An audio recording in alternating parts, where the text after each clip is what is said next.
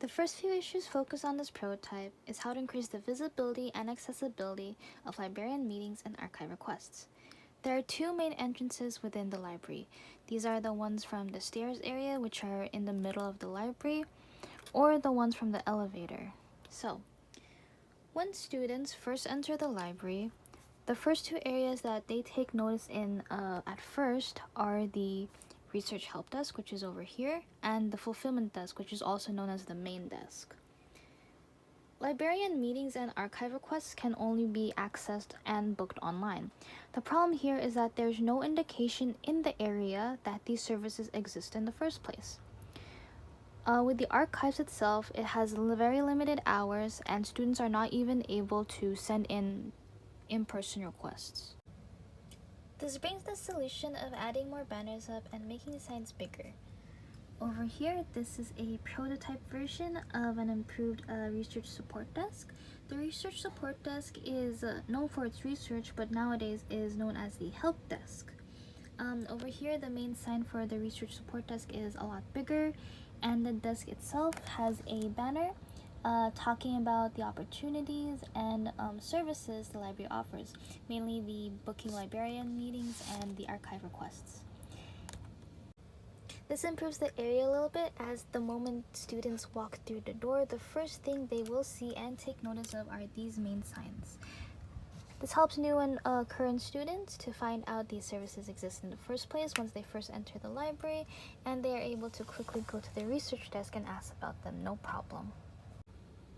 I will be talking about signs and banners a lot more in my prototype, especially for different services. But another way we can utilize signage within this area is by putting them on the elevator doors. So here are some photos of the elevator doors on the first floor.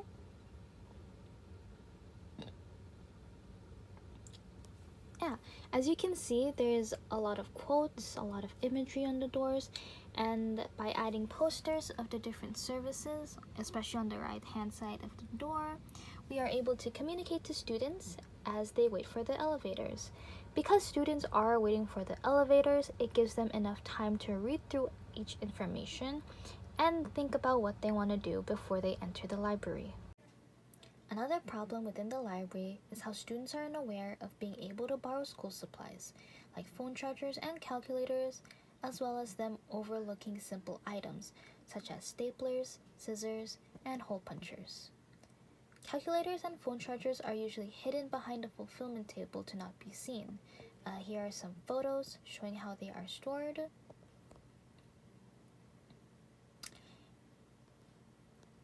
There are also no signs in the area that these are available.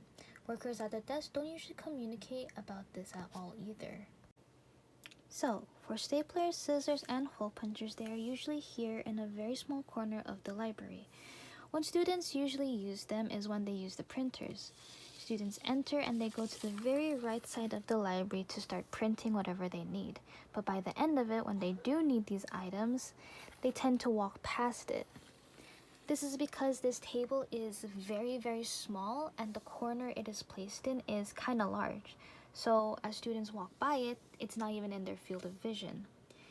What ends up happening is students ask help at the fulfillment table, only for them to turn back and see that they are available.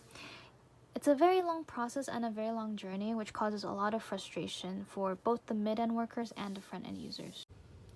A solution for this is to take advantage of the fulfillment desk's second table, this one right over here. Here are some photos of the table. As you can see, the table is a lot lower compared to the main one, but it feels a lot more open and approachable. So, the calculators and phone chargers could be placed in a bin. These will represent the bins, and be placed on top of the table. Staplers, scissors, and hole punchers can also be placed in the bin near the corner. And this allows students to see that the items are actually available. Placing the items in the bin on the table makes it easier for students to see what items are available, what they can use, and what they can borrow. We can also add one of the kiosks from the main entrance over here, so students can grab items, scan them, and be on their way by using them. Any concerns of theft can be solved by placing a worker or having a worker stationed in this area. There are actually 2 workers already stationed within this area, so any theft or stealing is no problem at all. This layout makes it easier for students to see what is available. As they enter the library, the first thing they notice, again, is the fulfillment table. But as they walk through it, they also notice the items that are available. Students can grab one item from the bin, scan it with their Avro card, and be on their way while using it. I've also added some signs on the walls behind the fulfillment desk to show that these are available in the first place.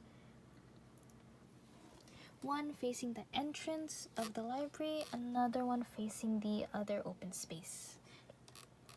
This is another area of the library I've decided to work on. So, this area is on the very far left corner of the library. The library offers multiple CDs, DVDs, comics, fiction books, and much more physical leisure items. The main issue here is how these are placed in many hidden areas, like behind other shelves, secluded places, and so much more.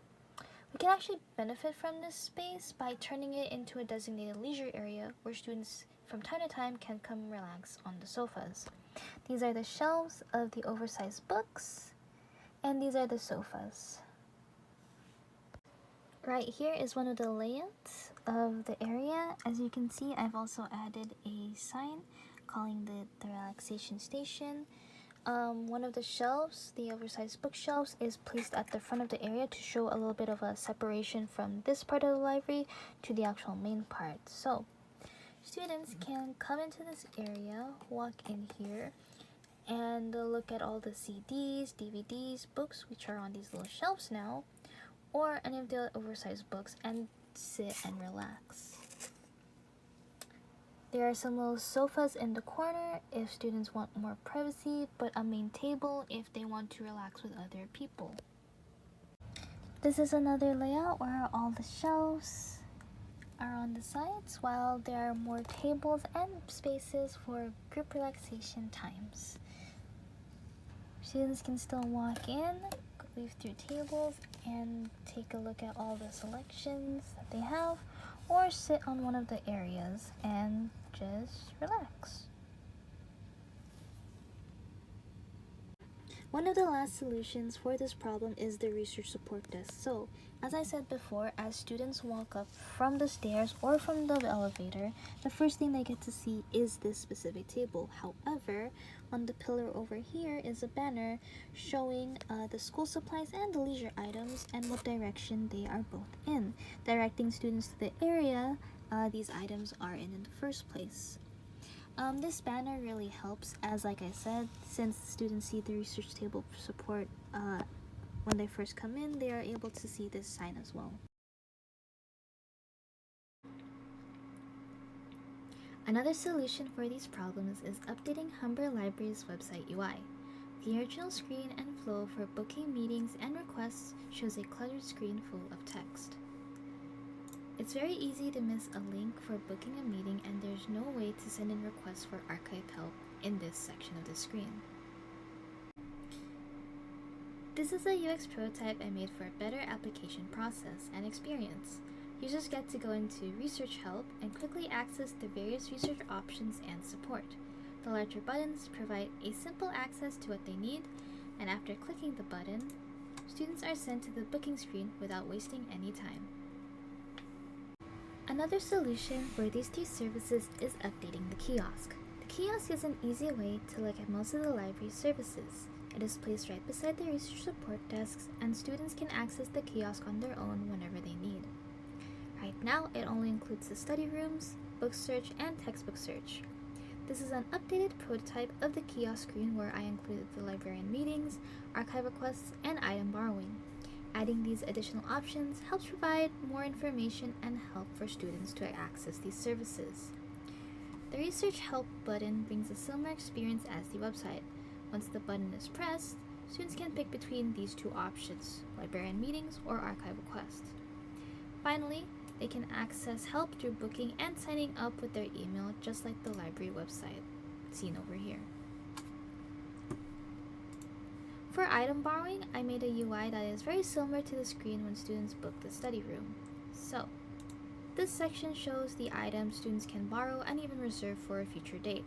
It even gives updates on how many items is reserved and available at the moment.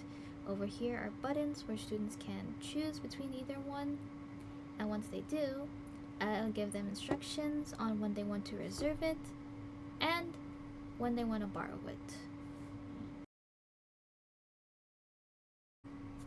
You may have noticed the tablet section in the previous wireframes and the previous prototypes. So, the kid tree or tree corner is an area of the library that is specifically aimed towards children. When kids visit, they are able to use the area to play in or have fun in. Nowadays, mostly students use this area as another place to do work or simply relax in. This leaves the library to store unused toys, books, and most importantly, tablets. Tablets were used for games but now collect dust on the shelves. There are many opportunities, but besides the area itself, the library can allow students to use their tablets to watch shows and movies through the streaming platforms provided.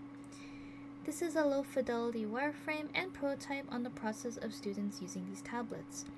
Like all items and resources in the library, students can log in with their ID, password, and school account, and once they do, they are able to access Criterion, Alexander Street, Canopy, and AudioZine.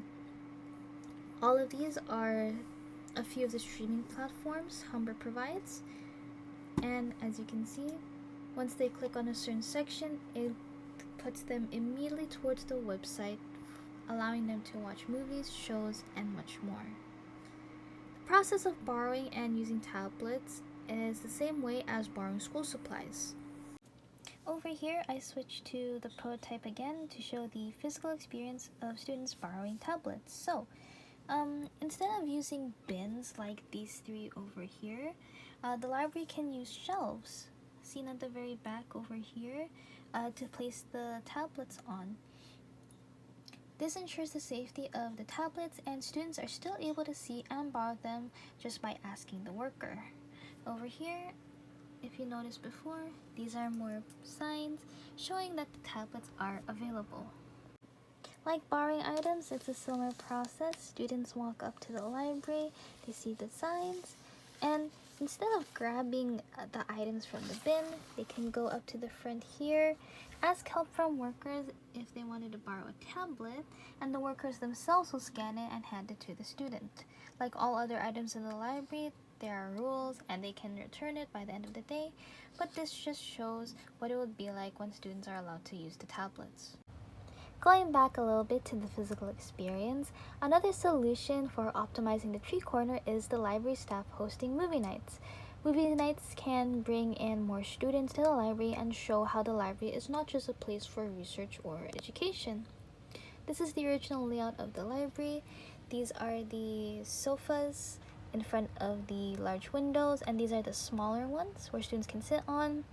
There are a few tables on the sides where students can do research on, and these are the kiddie tables. These shelves over here represent the kids' shelves, and yeah. So, by switching up the original layout and even adding more sofas and televisions, we can get this. This is one of the layouts for the tree area of what could happen if the library decides to do a movie night. Over here, some of the sofas are moved back a little bit, and some individual ones are moved forward. Tables are still in the same area, so students sitting on them or using them can stay there, and the TV is placed for everyone to see. This is another version of what it would look like if we have a movie night. Instead of having all the sofas here, they're all over here, and because these tables can never move due to the wiring, we can still keep them there but have it as a space for students to stay there. The reason why this is so important is because the tree area is already kind of used as a leisure space. Having a movie night also brings opportunities to show off the available streaming services, CDs, DVDs the school provides through this event.